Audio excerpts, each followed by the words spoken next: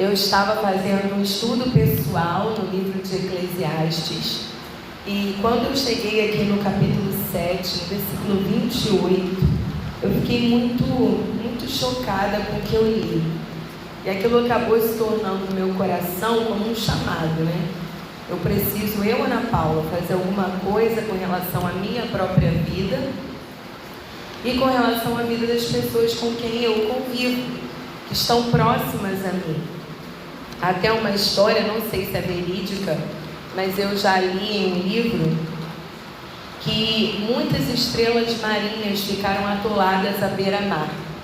E um homem, enquanto muitas pessoas paravam para tirar foto, para ficar se perguntando de quem era a culpa daquilo, quem deveria fazer algo para que aquilo não acontecesse, um homem foi tomado por uma compaixão e ele saiu correndo, jogando várias estrelas marinhas que ele podia de volta ao mar.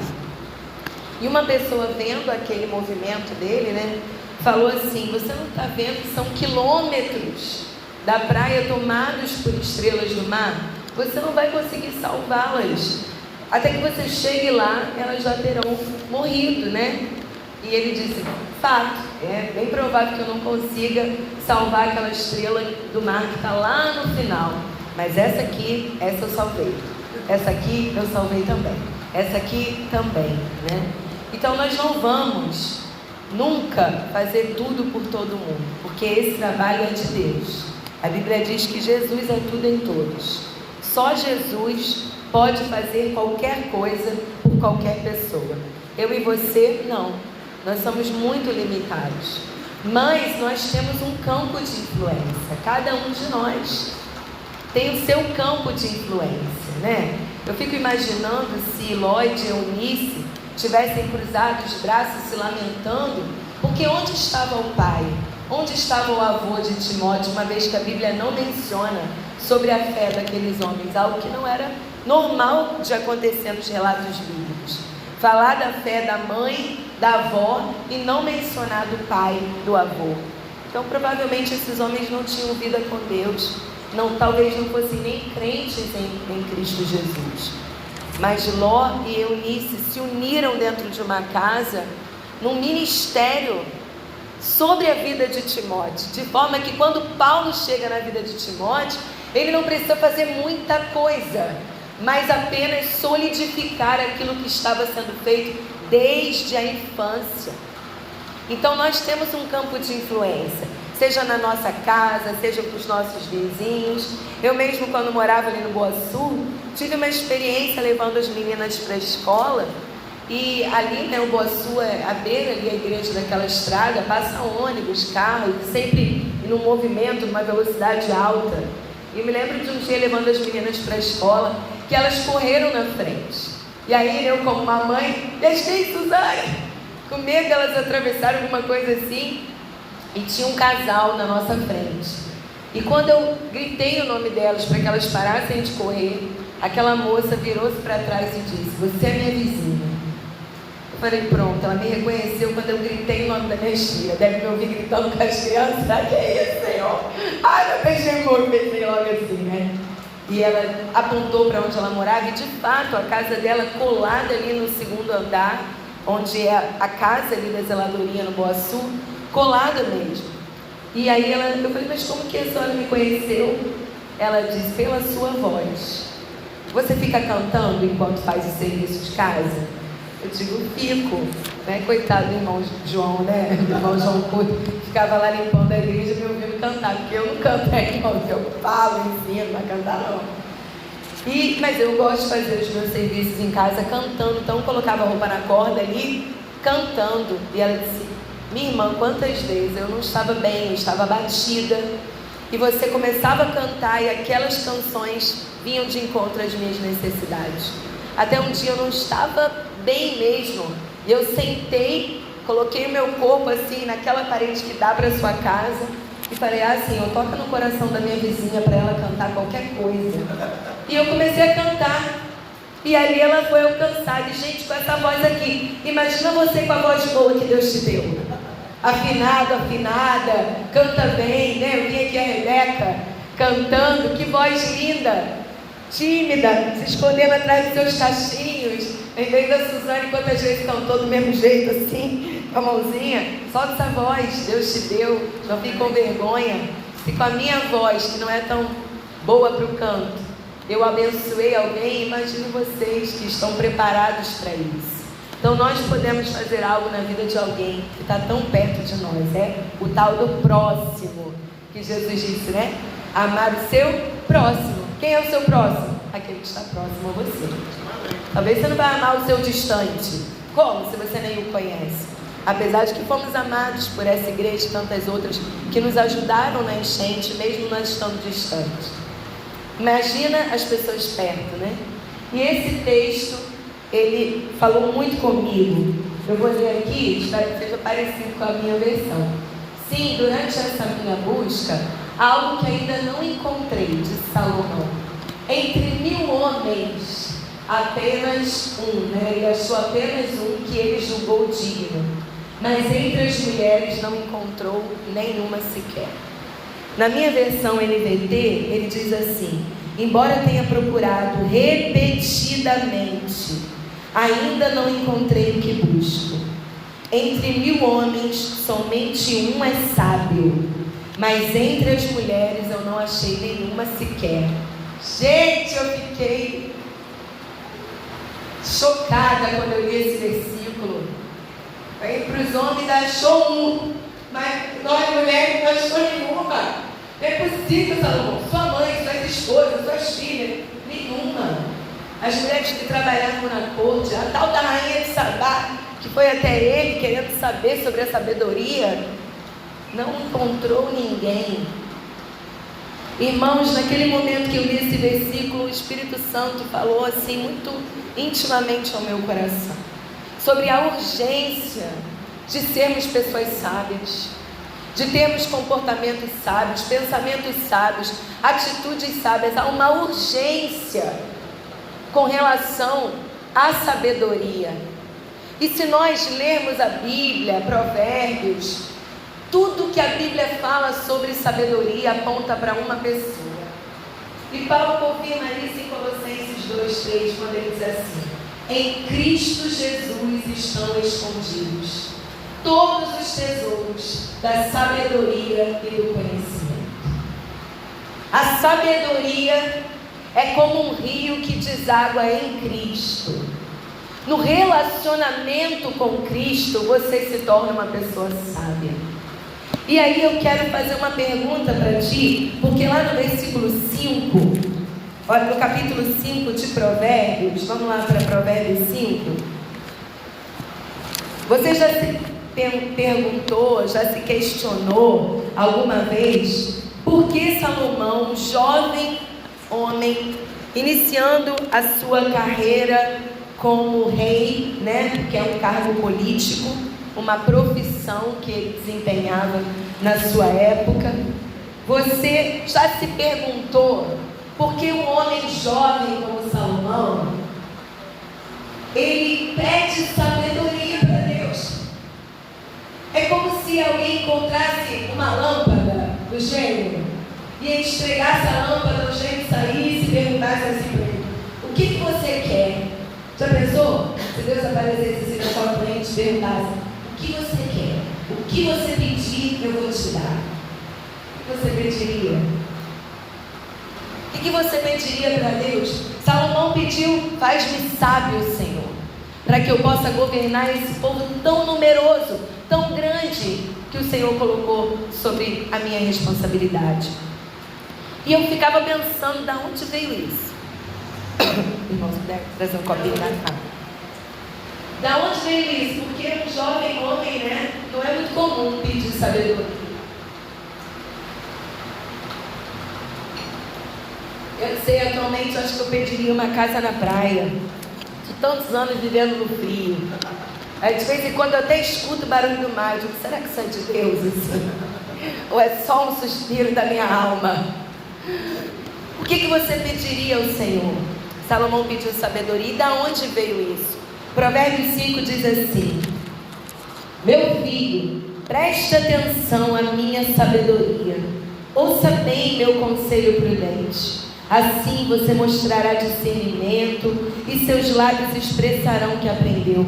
Pois os lábios da mulher imoral são doces como mel e sua boca é mais suave como azeite. Versículo 7. Vamos pular essa parte aí das mulheres, que a Eclesiastes já disse que não tem nenhuma sábia. A gente fica lendo esse texto e piora a situação das mulheres. Versículo 7. Portanto, meu filho, preste atenção, nunca se desvie do que eu irei lhe dizer. E ele vai dando todos esses ensinamentos para o seu filho. Mas bem no começo ele diz: incline o seu coração à sabedoria. Busque a sabedoria. Queira ser sábio.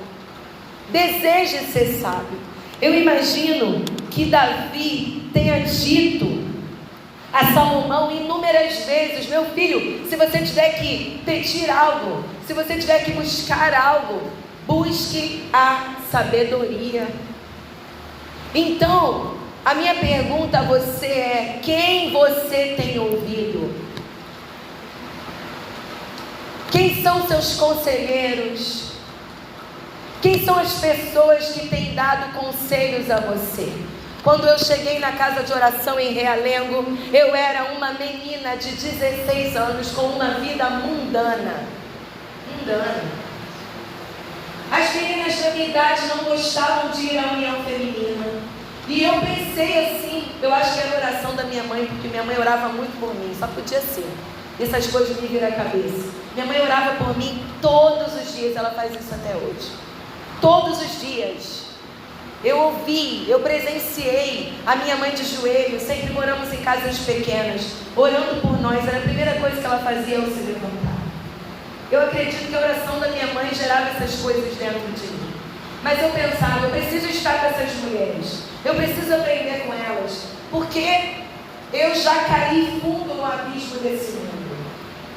Eu preciso do conselho de pessoas que me ajudem, que me orientem, de mulheres mais velhas. Quantas vezes eu era a única da minha idade nos bancos da União Feminina?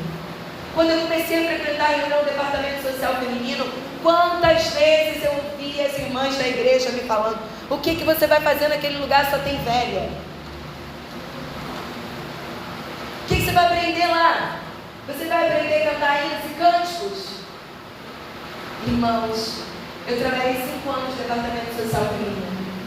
As coisas que eu aprendi sentada com a Marisa de São Carlos, fazendo a secretaria, as atas daquela reunião, as coisas que eu ouvia quando eu chegava segunda-feira, 2 horas da tarde, e muitas vezes eu ia pela força da responsabilidade.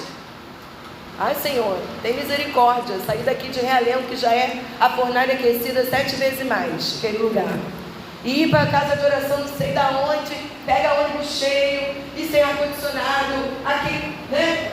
E quantas vezes eu dizia: Senhor, eu vou entregar a secretaria, porque eu não quero ficar vindo segunda-feira de tarde para cá, não. E eu chegava na igreja, cansada. Daqui a pouco passava pela porta uma irmã de cabelinho branco, segurando pelos bancos. Veio da onde, irmã? Angra dos Reis. Sabe que hora de casa? 7 da manhã. Irmãs, eu chegava em casa, eu tomava o meu banho, eu dava janta para minhas filhas, organizava a minha vida. Daqui a pouco eu olhava no grupo do Departamento Social Feminino. 8, 9 horas da noite, chegamos em casa. 9 horas da noite, aquela irmã que saiu 7, estava chegando lá na casa dela em Angra dos Reis. As irmãs de São Gonçalo, eu via a irmã atravessando a Vila Brasil, eu ficava desesperada.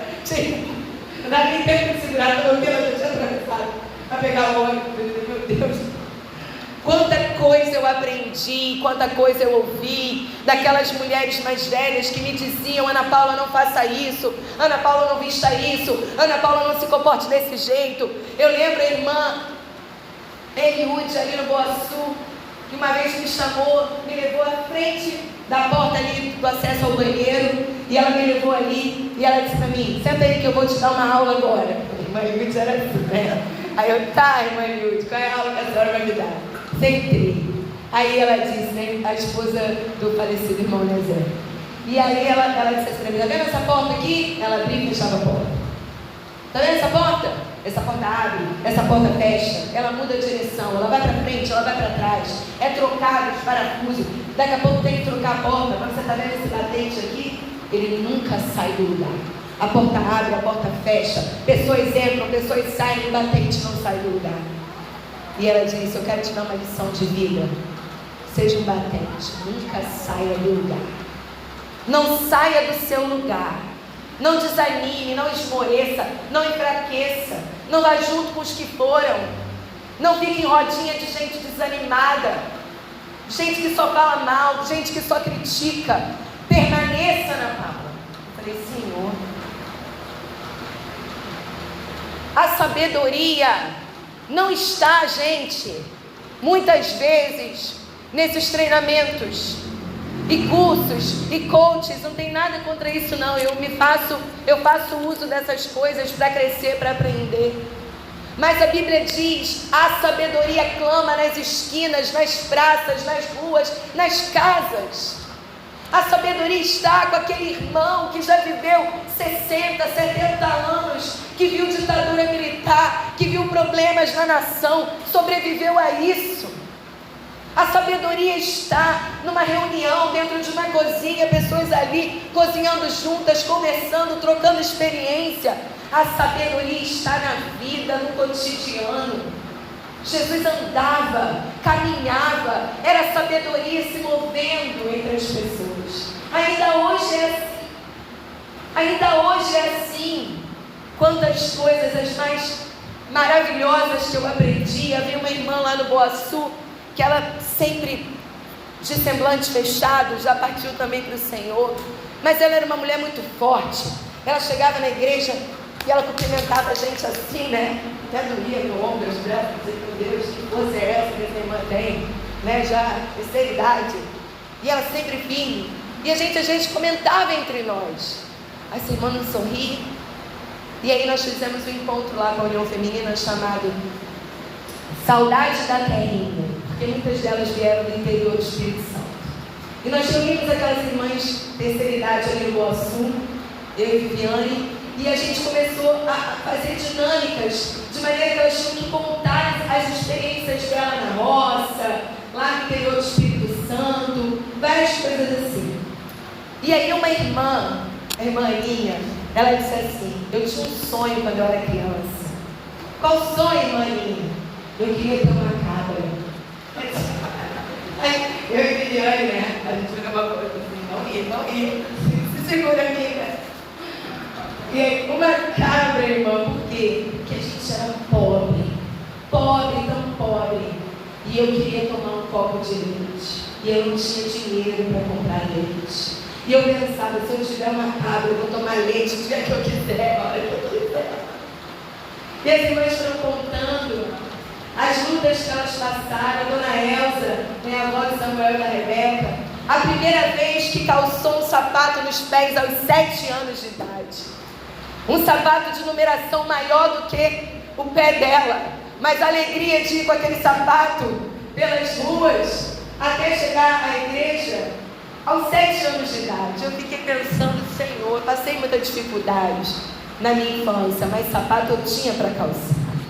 Nunca andei descalço porque eu não tinha o que calçar. Andei muitas vezes porque eu queria ficar descalça, mas não porque não tinha. E essa irmã que tinha um semblante meio fechado, ela nos contou quantos bebês ela enterrou, sem nem saber a causa da morte dos seus filhos. E ela contou: uma vez eu peguei um bebezinho, coloquei na rede, e aquele meu filho estava com febre. Tem um medicamento ali que a gente sabia fazer lá na roça, no interior. E o neném dormiu na rede, eu fui fazendo minhas coisas. E aí toda hora ia lá ver, mas estava no momento que eu fui ver, ele estava morto. E eu não sabia de quê. Era longe do hospital. E ela falou o número de quantas crianças ela perdeu. E na hora o Senhor falou comigo: é por isso que ela não sorri tanto. Você não conhece as lutas que as pessoas travam na sua própria vida. A sabedoria clama para que nós paremos e a ouçamos. Por exemplo, abra sua Bíblia em Lucas 10. Porque, como eu disse, né, todos os textos bíblicos apontam para Jesus como essa imagem, essa personificação da sabedoria.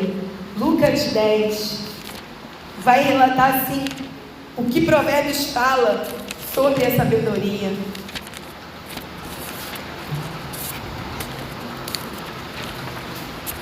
Lucas 10, do 38 ao 42.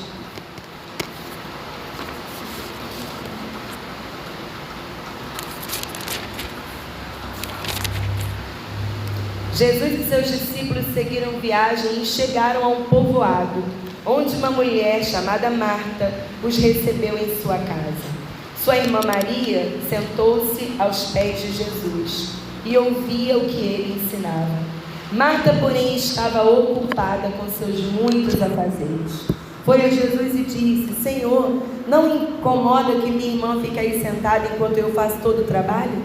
Diga-lhe que venha me ajudar. Mas o Senhor respondeu: Marta, Marta, você se preocupa e se inquieta com todos esses detalhes. Apenas uma coisa necessária. Quanto a Maria, ela fez a escolha certa e ninguém tomará isso dela. A sabedoria entra na casa de Marta e começa a ensinar na casa de Marta. E ela quer servir a sabedoria, mas ela não para para aprender com ela. Não para aprender. A agitação da nossa vida. Hoje, nós tememos quando os nossos filhos precisam estudar e pegar um ônibus. Eu não sei se o perigo, o que passa pela sua cabeça quando pai, mãe, avô, avó. Na minha cabeça, não é nem assim com relação a assalto, violência, porque não moramos numa cidade de criminalidade, índice de criminalidade alto. É baixíssimo. É uma cidade segura, tranquila de se viver. Mas porque, às vezes, a Yasmin agora que vai estudar no centro da cidade, fazendo ensino médio. Mãe, eu conheço o centro da cidade, eu já fui inúmeras vezes. Mas como que ela foi inúmeras vezes com a gente?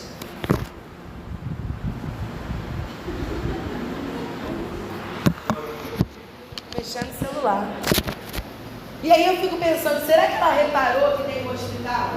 Será que ela reparou que tem uma praça? Eu falava para ela, tem que descer em tal praça, entrar na esquina tal, passar pela loja tal. Se ela reparou que no caminho tem tantas coisas que ela não vê. Eu venho ao Rio de Janeiro várias vezes em viagem. Mas a gente é tentado a pegar o celular, ficar mexendo nele o tempo todo. E aí quando eu chego nele, você pergunta, como é que está o Rio? Está igual do jeito que a gente deixou. Não, esses dias que eu fui reparar, e gente, a obra da Vida Brasil acabou, graças a Deus. Mas eu tive aqui no ano passado, será que eu reparei no ano passado que tinha acabado? As distrações da vida, as conversas, sabe? Essas luzes que vão se acendendo na jornada e a gente vai se perdendo do caminho. A gente vai se distraindo. O que Jesus disse para Marta? Você está preocupada, inquieta. Se você buscar em outras versões bíblicas, revista corrigida, revista atualizada, NVI, King James, você vai achar todas essas palavras que eu vou falar aqui para você. Inquieta, preocupada, distraída, agitada, ansiosa, perturbada. Sabe com o que Jesus disse aqui? Com detalhes. Eu não sei como é que está aí o versículo 41. Com muitas coisas. A palavra no grego sugere muitas coisas sem importância nenhuma. Nós podemos estar fazendo muitas coisas para Deus que não tem relevância nenhuma, porque não é o que Deus nos mandou fazer. São coisas boas? São. Necessárias? São, mas eu fui chamada para fazê-las. A gente se aborrece dentro de igreja com detalhe. Certamente isso nunca aconteceu aqui com as adoradoras, né? Isso aconteceu em outras igrejas por onde eu passei. Aquelas brigas de cor, de roupa, de uniforme. Vai ter uniforme, não vai ter? Como é que vai ser? Vai ver lá no Boas Suas, irmã estava falando, o que é isso, gente, aí na cozinha? Ah, o tamanho da cebola que ela cortou. Uma cebola desse tamanho. O que a gente vai fazer com uma cebola desse tamanho? Eu falei, Senhor, me dá sabedoria para resolver o problema da cebola. Irmão, vamos fazer o seguinte, você que é da cebola pequenininha, vai para o refogado. Você que é da cebola grande, vai para a salada. Faz essa cebola grande com felicidade. generosidade, você usa cebola pequena. Porque tem lugar para cebola grande, tem lugar para cebola pequena. Você não pode ficar junto. Sabe, irmãos, brigas, desentendimentos por detalhes. São pequenos momentos. A gente chegou aqui agora, vamos botar o carro onde? Vamos botar ali na rua do Ronaldo? Vamos botar então na tua rua, toma posse. Na rua do Ronaldo, vamos botar. Lenilson, vamos botar na porta do Ronaldo, querendo. Lenilson vai trancar a garagem do Ronaldo, sei lá se alguém vai querer entrar, sair. E ali do outro lado da calçada tem lugar. Aí, tá bom, Paulo. Ele botou do outro lado, mas ele queria botar do outro lado? Não. A gente se aborrece por causa de detalhes. Detalhes. Coisas que são pequenas, elas não têm importância, elas não têm relevância, elas não vão mudar nada. E nós vamos nos aborrecendo. Imagina se você, morador do Rio de Janeiro, estado do Rio de Janeiro, se aborrece com o sol, com o calor. Irmão, é uma vida de aborrecimento. As pessoas me perguntam, você se aborrece com frio? Tolice, eu vou me aborrecer o ano todo. Porque aqui faz frio. Faz frio. Nosso passeio na praia, quando chegamos na praia, em janeiro, eu coloquei meu casaco mais quente que eu tinha trazido da viagem. Eu falei, Lenilson, esse aqui é meu casaco mais quente. Nós estamos em janeiro, no verão, o que eu vou fazer no inverno? Eu vou me aborrecer porque está ventando, porque está chovendo, porque eu não posso sair, porque eu tenho que ficar em casa. Eu já sei que assim, é uma semana de chuva. Chuva forte, você vai ficar em casa, semana para ficar em casa. Eu entendi, o Senhor me deu uma semana para ficar em casa. Eu vou desfrutar da semana em casa. Porque se eu estivesse no Rio de Janeiro, eu não ia viver essa realidade com esse calor. Você quer sair, quer se movimentar, quer fazer alguma coisa? O Lenilson fala só, todos os encontros, todo mundo que você quiser ver, marca no shopping. Para que shopping, Lenilson? Vou ficar naquele ar-condicionado lá de graça. Não marca nada em lugar aberto. Lenilson, vamos lá para o Parque de Madureira. Não quero não, shopping de Madureira. A de Madureira você não gosta. Nós nos aborrecemos com detalhes. Nós deixamos detalhes importantes passar.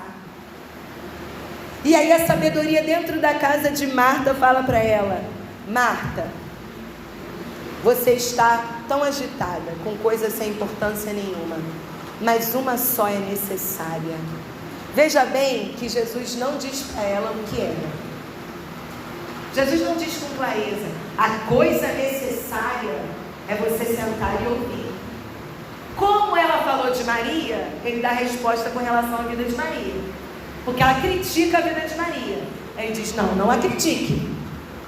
Porque ela escolheu a boa parte que nunca vai ser tirado dela. Talvez Jesus não criticasse Marta, não a repreendesse se ela, enquanto servia, ouvisse.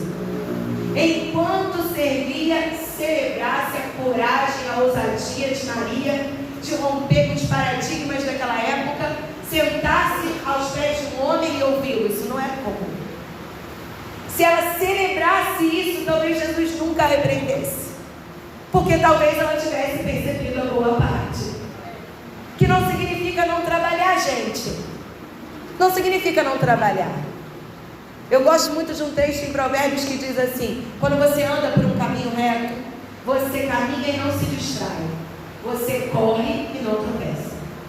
Então não é sobre caminhar, não é sobre correr, sobre velocidade, sobre intensidade. Isso é pessoal, isso é chamado de cada um. Mas é conectar-se com Deus na caminhada, conectar-se com Deus na corrida, manter-se ligado a Jesus enquanto você faz as suas coisas. Amém? E eu queria encerrar aqui com essa palavra que Jesus disse para ela, lá no versículo 40, na verdade não foi nem a fala de Jesus mesmo, foi o relato de Lucas. Ele disse assim, Marta, porém, estava ocupada com muitos afazeres. Irmãos, todas as coisas que nós formos abraçar na nossa vida nos trarão muitos afazeres. Quando você acorda de manhã, eu como uma mulher, e digo assim, hoje eu vou lavar as roupas. A máquina é maravilhosa, já foi um avanço aí de geração muito grande. Só que a máquina não pega no cesto, ela não separa por cor, ela não diz se é lavagem simples, rápida, lavagem pesada, se eu tenho que usar alvejante, isso aí sou eu que tenho que fazer. Quando bate, seca, torce, ela não pega a roupa e põe na corda, sou eu que tenho que fazer. Quando a roupa da corda secou, ela não tira da corda, eu tenho que ir lá, eu tenho que dobrar, eu tenho que colocar nos lugares, roupa para passar, roupa de quem, vai para onde, como é que é, eu que tenho que fazer. Uma simples atividade, lavar roupa, me traz um monte de afazeres. Eu quero encerrar essa minha palavra aqui, dizendo a você, busque a sabedoria de Deus para cada coisa que você deve dizer sim e não para a sua vida. Eu quero fazer um curso. Eu vou fazer prova para o Enem e vou entrar na faculdade. Não se esqueça, jovem. A faculdade leva no mínimo aí 3 anos. No mínimo. Um curso como o que eu fiz, pedagogia, era 3 anos agora, que foi esticado, foi para 4. Tem prova, tem trabalho, tem livro para ler, tem coisa para fazer. Cada coisa que você vai abraçar vai te trazer uma série de afazeres. Escolha com sabedoria cada responsabilidade que você quer. E aquelas que não são para hoje, não são para agora, não são para o seu tempo, entregue a Deus. Entregue a Deus. Mas seja sábio agora, se você abraçou uma responsabilidade, seja fiel e conclua o que você começou. Eu já me deparei com muitas pessoas que assumiram ministérios de dezembro para janeiro. Aí junho, me aborreci, não quero mais, entreguei. Não faça isso. Conclua ao menos um ano o projeto dado. Seja responsável e fiel com aquilo que o Senhor tem entregue na sua mão. E se é tempo de deixar alguma responsabilidade, prepare alguém para ficar no seu lugar. Não deixe um buraco, uma lacuna. Prepare alguém para ficar no seu lugar. Para que as coisas de Deus, que são nossas, mais para a gente do que para Deus, possam seguir com excelência e com a graça do Senhor. Amém? Deus abençoe os irmãos. Muito obrigada pela oportunidade de compartilhar aqui essa manhã.